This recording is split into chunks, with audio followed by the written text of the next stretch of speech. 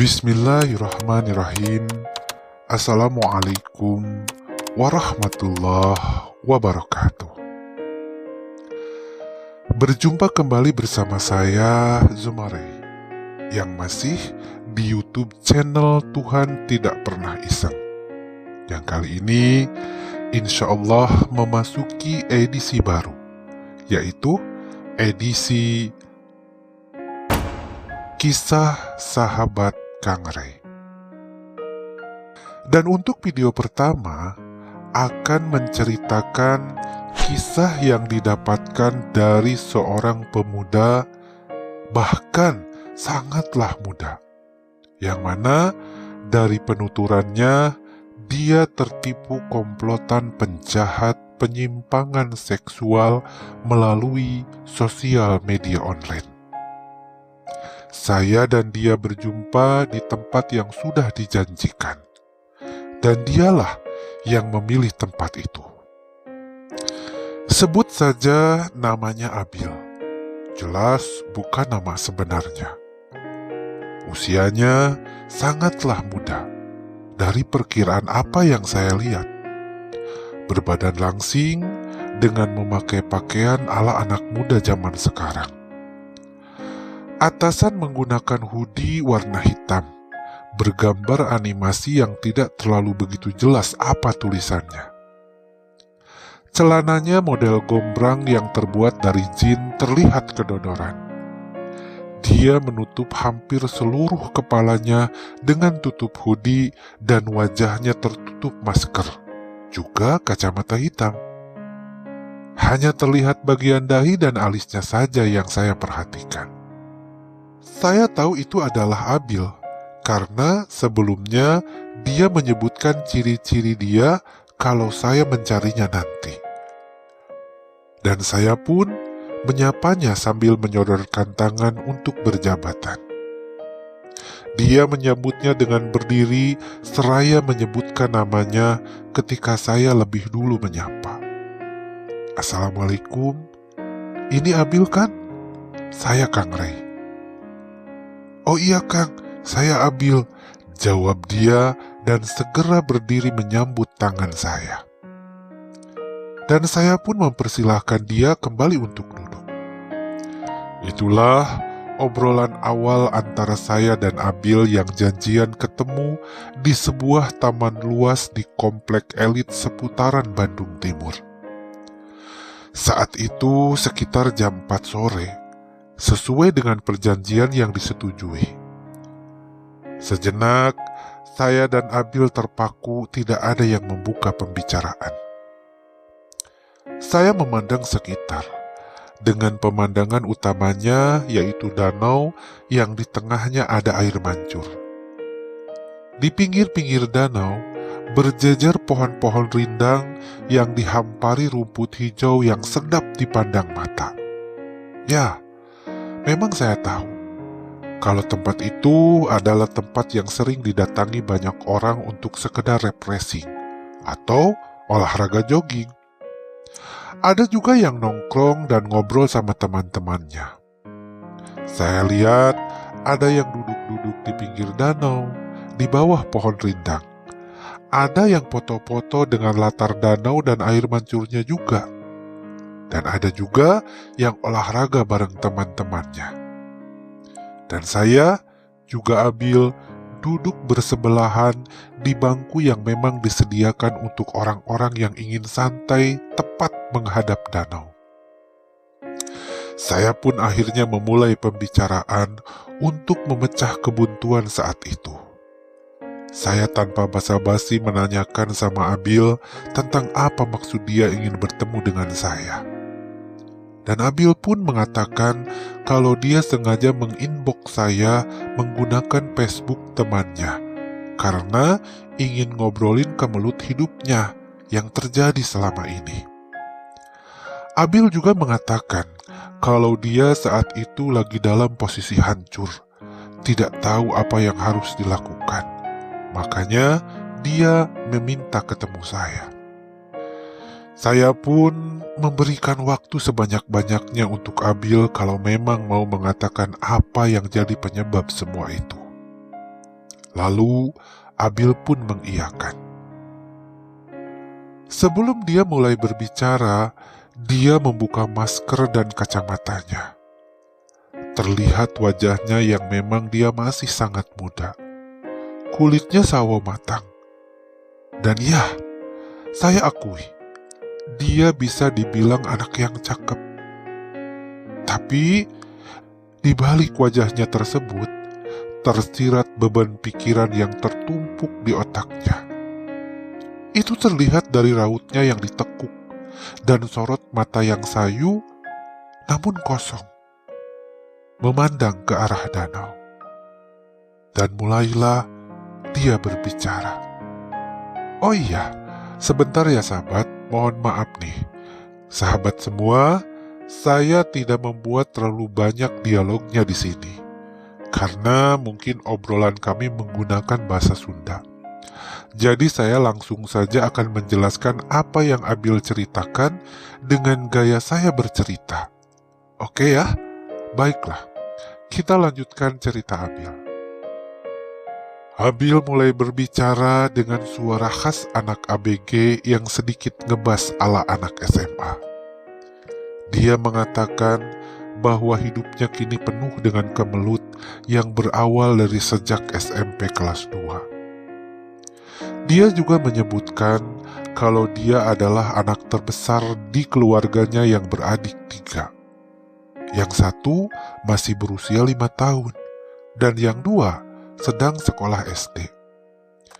Tiga-tiganya laki-laki dan mereka tinggal di rumah neneknya semenjak ibunya meninggal sesaat setelah melahirkan adik bungsunya Abil. Bapaknya Abil tak berselang lama menikah lagi dengan janda anak 2 yang punya anak juga masih kecil. Bapak dan ibu tirinya tinggal jauh di luar kota Bandung. Alhasil, Abil lah yang harus menjaga adik-adiknya bareng nenek dan kakeknya yang masih ada. Tapi kata Abil, ibu tirinya memang baik sama Abil dan adik-adiknya. Dan bapaknya juga masih membiayai mereka walaupun tidak seberapa. Kadang, biaya dari bapaknya hanya cukup untuk beli susu anak yang masih balita, juga untuk adik-adik Abil yang sekolah SD. Sedangkan, Abil kadang tidak kebagian. Neneknya petani di sawah orang, itu pun kalau lagi ada panenan. Kalau tidak ada, ya diam saja di rumah. Kakeknya hanya seorang yang pintar mijat kalau ada orang yang nyuruh. Makanya kata Abil, mau tidak mau dia harus kerja banting tulang apapun agar dia bisa tetap sekolah.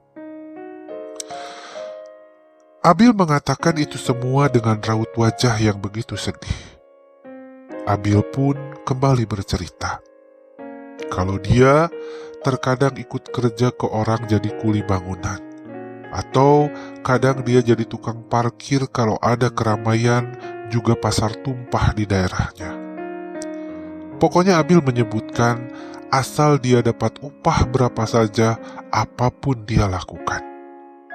Sampai di cerita itu, saya melirik Abil yang lagi sesekali celingukan melihat sekitar, seperti sedang melihat situasi. Kayak orang yang ketakutan gitu. Dan dalam hati saya merasa cukup kagum sama Abil. Di usia yang muda, sudah begitu kuat menghadapi hidup yang bisa dikatakan cukup berat. Dan saya hanya dia menunggu apa lagi yang akan Abil ceritakan. Kata Abil lagi, karena sebab dia suka markirin, ada seorang bos tukang warung bakso yang dia kenal mengajak Abil kerja. Ya, nggak jauh dari apa yang Abil lakukan. Dia disuruh markirin pelanggan di warung baksonya yang terkenal rame di kota Bandung. Dan Abil pun sangat senang karena dijanjikan gaji tetap untuk Abil dari hasil markir. Mulailah Abil kerja setelah pulang sekolah. Abil terdiam sejenak sambil menarik napas panjang. Lalu setelahnya dia bercerita kembali. Katanya kalau dia parkir di warung bakso itulah awal mula malapetaka itu datang. Saya makin fokus mendengarkan Abil karena sepertinya ini awal mula kemelut hidup Abil. Sesaat Abil kembali bicara. Kalau katanya, kalau di warung bakso itu begitu banyak pelanggan yang datang, termasuk para mahasiswa juga mahasiswi yang sering nongkrong saat istirahat kuliah. Dan karena itulah Abil jadi terkenal di kalangan mahasiswi terutama. Kalau Abil adalah tukang parkir ganteng. Begitu kata Abil, sambil sedikit mesem salah tingkah dengan muka yang memerah. Abil kembali meneruskan ceritanya. Katanya, mulailah banyak mahasiswi yang bercandain Abil dengan memvideo dia. Yang kata Abil lagi, video itu untuk di media sosial Instagram dan TikTok. Dan Abil tidak ambil pusing katanya. Lama-lama, video-video Abil yang diupload para mahasiswi dan orang-orang yang iseng buat menjadi viral.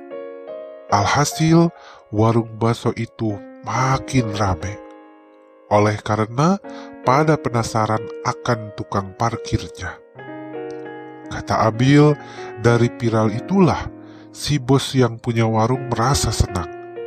Sampai-sampai Abil dibelikan HP baru sebagai hadiah karena sudah menjadikan warung bakso itu makin laku.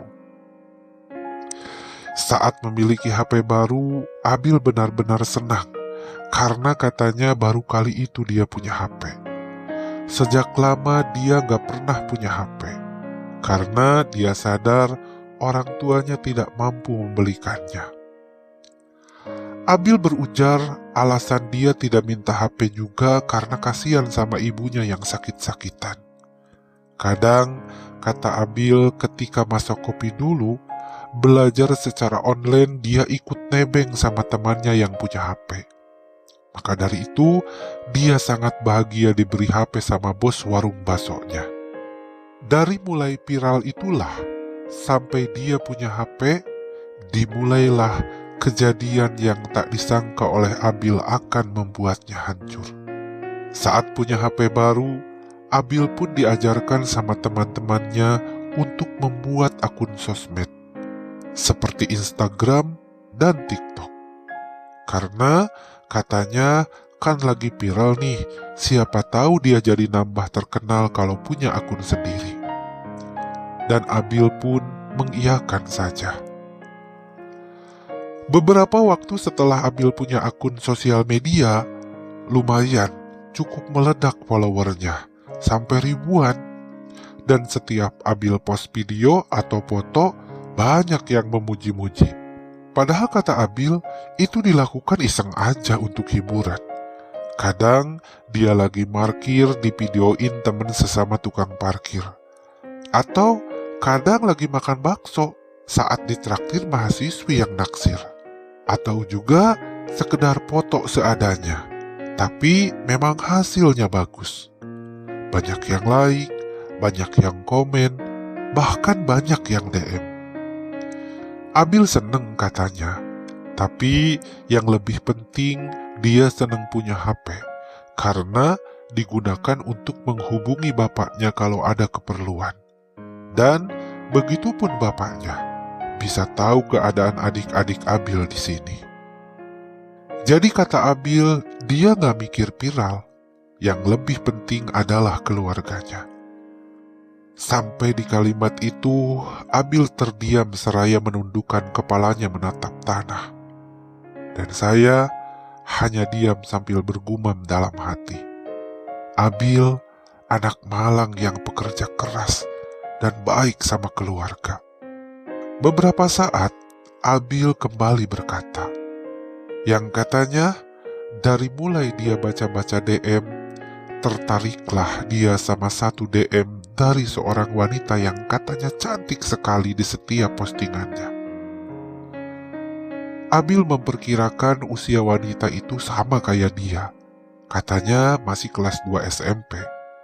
Dimulailah Abil yang memang sedang masanya tertarik lawan jenis mencoba membalas chattingan wanita itu. Namanya Nisa katanya, dan dia mengaku masih SMP. Nisa bilang, Nisa tertarik sama Abil karena Abil viral. Walaupun Abil hanya tukang parkir, tapi Abil ganteng katanya. Dan berbagai pujian yang membuat Abil terbang melayang sampai lupa diri, dan Abil jatuh cinta sama Nisa mulai saat itu. Dan saya hanya bisa tersenyum memaklumi kalau anak muda jatuh cinta, ya begitulah adanya. Lalu saya memberanikan diri memotong cerita Abil. Jadi Bil, di mana masalahnya kalau apa yang kamu ceritakan begitu indah? Dan Abil segera menimpali. Sebentar Kang, ini belum selesai. Saya ingin akan tahu dari awal mula agar ceritanya lengkap Kang. Begitu kata Abil. Dan saya pun meminta maaf. Oh iya, maaf Bil, silahkan lanjutkan. Dan Abil pun mengambil ancang-ancang untuk kembali bercerita.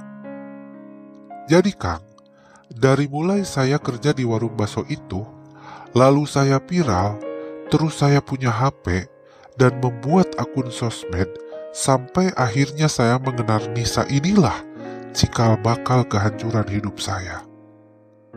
Maksudnya gimana? Kok sampai hidup kamu hancur? Apa yang terjadi? Saya sedikit beringsut tempat duduk, saking penasaran akan apa selanjutnya yang akan Abil ceritakan. Tapi mohon maaf ya sahabat, tunggu dulu. Mungkin sahabat juga penasaran kan? Cuman untuk menyingkat waktu dan durasi video ini, mungkin sampai di sini dulu ceritanya. Dan selanjutnya nantikan di video berikutnya. Terima kasih.